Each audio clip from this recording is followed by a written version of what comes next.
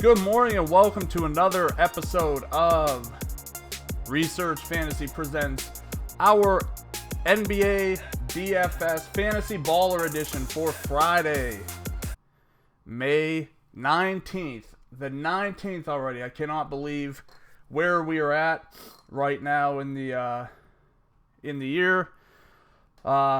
We've definitely only got a few more days of this left. It's looking like we've really realistically got even as few as, including today, 3 more slates again. Well, actually, potentially 2 more.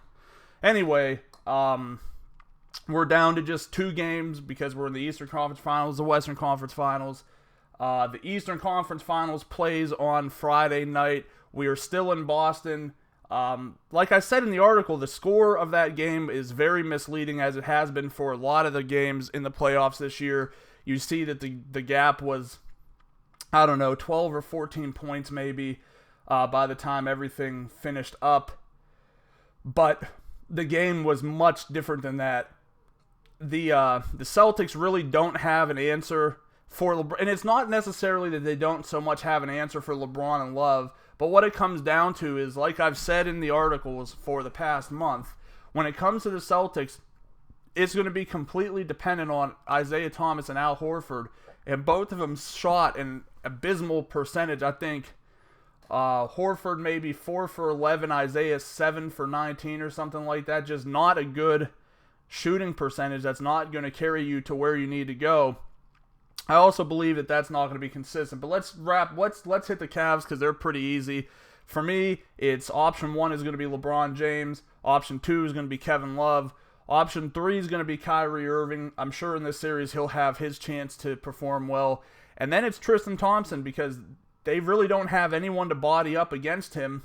You know, Horford plays more in the style of Kevin Love than Tristan Thompson, and they only want to play Amir Johnson 10 minutes a game, so you bring in Kelly Olynyk, who plays like Kevin Love for the most part, and you just don't have that rebounding capability that you should have.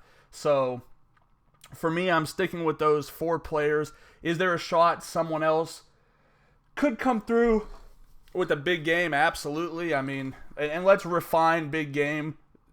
A guy like J.R. Smith could get lucky and hit more shots than normal. A guy like Channing Frye or Deron Williams could get in the game and do more damage offensively, especially if this is a blowout. If it's a blowout situation and the fourth quarter is just junk time, you could definitely see one of those 2 guys perform well. On the Celtics side of things, like I said, if Horford and Isaiah Thomas are not coming through with at least decent games, it's a wrap for Boston. I mean, and I don't think that's something that's going to be consistent. Cleveland's defense, I mean, in watching the game, truthfully, didn't really get much better than what we've seen. I think that oftentimes people look at incorrect metrics when it comes to defense. They look at things like steals. But to me, watching that game, Boston was more negative offense than it was good defense. Like putting the ball in places where a guy who's 6'5" and 290, moderately but not seriously athletic, could get in the lane and steal the ball. That's not great defense by the Cavs. That's not something that at least me, I'm not going to give them credit and say, well, they definitely managed the takeaways. They're putting it out there for anybody. So if they're able to clean up things like that, I think, there's definitely a situation where they can get back into the swing of things. Outside of Horford and Thomas, I'm looking Jay Crowder because he could stuff the stat lines. You have to at least consider a little bit of Avery Bradley because he can come through with a nice game here or there. I'm actually looking at some of the guys off the bench. I think that Brad Stevens is going to be forced to kind of try to change some things up. One of those things I think he's going to try to change up is going to be something like getting Gerald Green involved, getting Marcus Smart, getting Jaylen Brown. Jaylen Brown looked pretty solid, to be completely honest with you, So it wouldn't be shocking for me to see him get some extra run today. He's a guy I'm definitely going to be looking at. So that's where I'd go with that game. I apologize for all the yawning. The first video I do every day is literally just yawning. I've tried to wait a little bit longer to record these, but it just never ever works. I could wait until 2 o'clock and record my videos, and it would still go like this. Next up, we've got Golden State with a 2-0 lead, moving to, and just a note here, Brad Stevens told Jonas Jerebko that he might be playing him tonight, so just kind of putting that out there. I'm not saying that makes him a great play or anything of that nature, but it is a piece of news that's at least worth monitoring.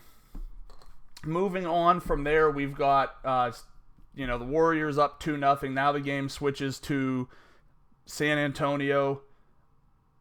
Obviously, the only question here is Kawhi Leonard.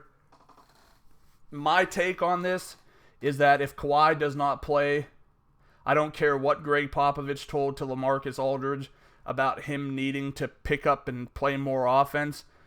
You can't just say it and have it happen. I mean, they're just gonna completely box Aldridge out of the game and force them to try to win through.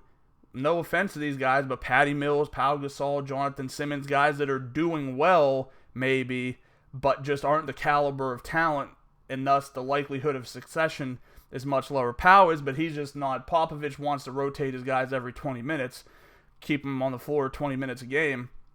So my gut reaction is if Kawhi's out, I'm going to lean as heavily as I can on the Cavs-Boston game. Take a few guys, but probably not go crazy in the San Antonio Golden State game. Golden State, for me, sets up a lot like Boston does. I'm mainly going to be looking at, first and foremost, Steph Curry, then Kevin Durant, and then, as more of a long shot, as weird as it feels to say, would be Draymond Green, because I think he's still got the upside of the triple-double. Klay Thompson, don't know where he disappeared to, but doing what he's doing, there's no way that we can trust using him. I know people will still keep throwing him out there because we know he is a good talent. We know he's totally capable of playing basketball, and the mindset is that eventually he's going to have a good game. But I'm willing to bet if you've played him relatively heavily, you have more likely than not lost more than you've won, and now you're just chasing money, which is always the worst thing to do. In gambling, daily fantasy, whatever it is involving chasing anything, it's never a good idea. So that's probably where I'm going to limit my exposure. Maybe there could be some benefit in guys like Livingston, McCaw, Ian Clark, depending on what happens with Iguodala. And then we've got Zaza Pachulia, who might not play. So it's really, there's a lot up in the air for the Warriors. I guess if Zaza doesn't play, we could see a couple of extra minutes for JaVale McGee. And he doesn't take much to, get you to where you need to be. So something I would be paying attention to, would definitely consider. Moving on to the Spurs side of things, I'm going to treat this as if Kawhi Leonard is going to play, because I already said if he doesn't, I'm going to try to avoid this as much as possible. If Kawhi plays, Kawhi's the guy you need to go in your lineup. He's probably the number one guy you put in your lineup tonight. LaMarcus Aldridge obviously gets a boost with him back because now teams can't put their entire defense on him, which is always a plus. Having a player who doesn't have 4 players guarding him, always a good thing. Pretty much it all trickles downhill. I think you see Patty Mills with some more opportunity, Powell with some more opportunity, Danny Green potentially, Jonathan Simmons playing better minutes off the bench. Those are the guys I'm focusing my core attention on if Kawhi returns tonight. It's tough to say. I think the report I saw yesterday was that he still wasn't able to do what they wanted him to do. I think the game doesn't start until 8 o'clock tonight, so we've still got 11 hours to find out a little more information about it.